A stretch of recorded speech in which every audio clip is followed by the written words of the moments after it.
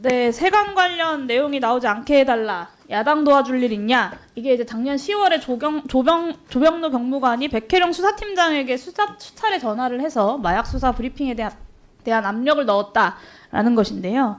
그 후에 이제 서울청으로부터 부당한 사건 이첩 요구가 있었습니다. 그것 때문에 수사 중단이 됐었고, 작년 서울청 국감에서 제가 이 불효부당한 이첩 요구에 대해서 최상병 사건처럼 되지 않을 수 있게 해달라라고 서울청 국감 지적사항으로 남겼습니다. 근데 이 사안에 대해서 윤희근 경찰청장도 있을 수 없는 일이다라고 경로를 했고, 조병노 경무관에 대한 감찰 지시부터 징계 요청까지 했거든요. 근데 결과가 불문의결이었어요. 그러니까 아무 징계도 받지 않았던 거고, 청장이 직접 감찰 결과를 받아보고 징계 요청을 했던 사안에 대해서 중앙징계위원회에서 거부하는 이런 경우가 경찰 생활 34년 동안 하시면서 보신 적 있습니까? 제가 징계 업무를 안 해봐서 이건 잘 모르는데 아까 네, 의원님께서 말씀드릴게요. 말씀하신 없어요. 예. 최근 5년 동안 아까 양분남 의원님 말씀하신 것처럼 중앙징계위원회에 회부된 경무관 이상의 경찰 간부 중에 불문 처분을 받은 건 조병노 경무관이 유일합니다. 이거는 오직 단 한 사람만 불문 처분이라는 특혜를 받았다는 건데요. 더군다나 이 건은요, 불문이 불가능한 사안입니다. 경찰관 공무원 행동강령 13조의 3 보시면 이렇게 감경이 이 조항에 해당하는 사안은 감경이 불가능하다고 되어 있습니다. 지위에서 유래되는 사실상 영향력을 행사하여 권리를 부당하게 제한하는 행위를 해서는 안 되고, 이런 행위를 했을 경우에는 징계의 감경이 불가능하다라고 법령에 명시되어 있어요. 그러면 최소한 감경 없이 견책 처분을 받았어야 하는 사안인데 불문이라는 것을 받았단 말입니다. 그러니까 이 불문 처분 자체가 위법해요. 근데 경찰이 이 위법 부당함을 인지하고 당연히 중앙징계위에 불복 신청을 했었어야 됐는데, 후보자께서 보시기에 왜 그렇게 하지 않았다고 생각하십니까?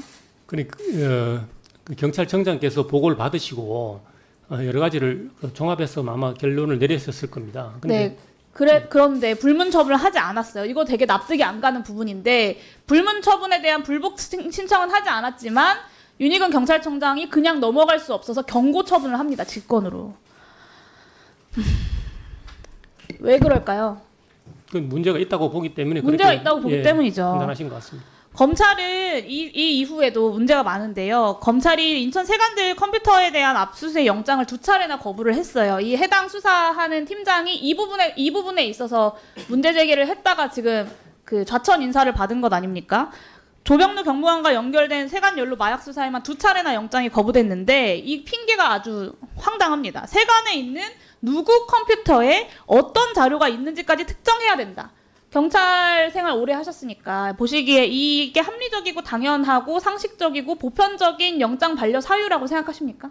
제가 최근에 이제 서울경찰청장으로 부임해서 여러 사건을 보고받으면서 전반적인 추세가 보면 압수수색 영장이 굉장히 제한적으로 발부됩니다. 최근에요. 예. 그 추모연대 압수수색 보면요, 굉장히 광범위하게, 심지어는 문화재 평가서 단체 간담회 결과까지 그냥 현장에서 판단해가지고 가져가는 압수수색이 막 이루어집니다. 일상적이지 않아요. 그리고 이 사건은 마약 일반 입에 세관 직원이 연루되어 있다는 증언이 일관되게 나왔었고요. 세관 컴퓨터 내에 첩보 보고서의 존재가 있다는 것까지 확인이 됐는데, 이것도 더 구체적이어야 한다고 2차례나 반려를 한 거예요. 이게 상식적입니까?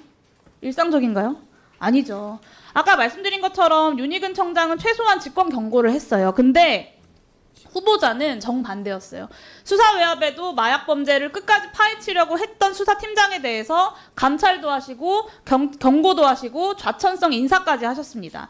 결국에는 조병노 경무관과 연루되어 있는 이 부당한 수사 외압을 용인하는 결론을 서울청장으로서 조지호 후보자 본인이 내신 건데요. 이런 사안에 대해서 여러 가지 문제가 있는 당사자로서 청장 역할을 수행하기에 자격이 있다고 생각하십니까? 제가 담당 과장에게 경고하고 발령을 낸 것에 대해서 좀 보고를 드리겠습니다. 그 사건은 짧게 말씀해 주세요. 서울청 집중수사 지휘 사건으로 되어 있기 때문에 주요한 내용은 서울청에 보고할 의무가 있고 한데 여러 차례 공부 규칙을 위반했습니다. 같은 논리라면요. 같은 논리라면 이런 위법 이렇게 좀 문제가 있었다는 거잖아요. 그러면 경찰청장이 직접 경고까지 한 조병노 경무관에 대해서는 왜 아무런 조치가 이루어지지 않았습니까? 그건 조병노 경무관은 지금 그 경기 남부 경찰청 소속이기 청장이 때문에 되면 인사 조치 하시겠습니까? 저는 조병로 경무관의 인사조치 하시겠습니까? 검토하겠습니다. 같은 기준을 들이대시려면 인사조치 하겠다고 오늘 말씀하셔야죠. 충분히 검토할 가치가 있다고 봅니다. 왜 이렇게 조병로 경무관에게만 미온적인가라는 의문이 듭니다. 이 후보자께서 조병로 경무관이랑 윤석열 대통령 인수위원회에서 같이 일을 하셨어요. 그때 쌓은 인연이 있으시죠? 조병로 경무관은 그때 저희 팀이 전혀 아니었고, 저는 조병로 경무관이 인수위에 잠깐 파견됐다는 사실을 파견 해제된 뒤에 알게 됐습니다. 그러면 잘 모르는 사이다라고 말씀하시는 전에 건가요? 경정 때 한번 같이 근무한 적이 있습니다. 현 정권이 고위직 관료의 인수위 인사를 선호하는 건 다 알려진 사실이에요. 후보자가 인수위 파견 이후에 남들 1년 10개월 정도 걸리는 치안정감 승진을 6개월 만에 하셨고요. 똑같이 승진한 유일한 사람이 프락치 의혹에도 불구하고 살아남아서 당당하게 그 정년퇴임까지 꽃길을 열어준 초대 경찰국장 김순호 씨였습니다. 그리고 이번에는 김순호 경찰국장에 이어서 조지호 후보자, 그리고 그 다음은 조병로 경무관인가? 라는 의혹이 듭니다. 인수위원회에서 친윤사단으로 만난 인연으로 봐주기 인사가 지금 경찰 안에서 계속해서 이루어지고 있다는 의혹이 등장할 수밖에 없고요. 이정원 옥치록 들어보셨습니까, 후보자? 들어보지 않았습니다. 안 들어보셨습니까? 예. 경찰과 관련된 사안이 나왔는데 그 내용만 그 페이퍼로 보고받으면 조병로 경무관 별 2개 달아줄 것 같아 라는 말 보셨습니까? 이 내용은 보고를 받았습니다. 경찰청장의 의지도 묵살할 정도의 위력으로 중앙징계위와 검찰과 경찰까지 손발을 착착 맞춰왔고, 심지어 그런 외부의 도이치모터스 주가 조작 의혹의 공범인 이종호 씨의 이런 인사 개입 의혹이 등장하고 있는 상황에 대해서 후보자는 어떻게 판단하십니까? 저는 직접 용산을 언급하면서 관세청 삭제를 지시했다, 영등포 서장이, 이런 증언까지 나왔습니다. 조병로 경무관이 그 당시에 서울청 부장을 하다가 치안감 승진도 못하고 또 지방으로 그 하방 인사 됐는데 무슨 경위로 별 2개 달아줄 것 같아 이렇게 이야기했는지 모르지만 저것은 그 실제 일어난 일과는 정반대의 결과지 않습니까? 수사하셔야 되지 않겠습니까? 저는 수사가 필요하다고 생각하십니까? 수사가 필요한지 여부는 아마 관련된 내용이 그 백혜룡 과장이 공수처에 고발을 해서 공수처에서 지금 수사가 진행 중인 걸로 알고 있습니다.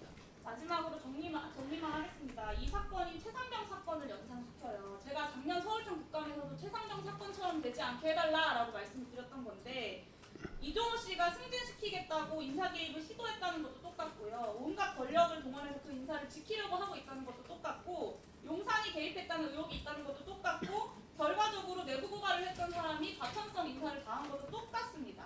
이종호 씨 그리고 이 경찰청장을 넘어설 수 있는 누군가가 군경에 대한 인사 개입으로 국정농단을 하고 있다라고 네, 정리해 주시기 바랍니다.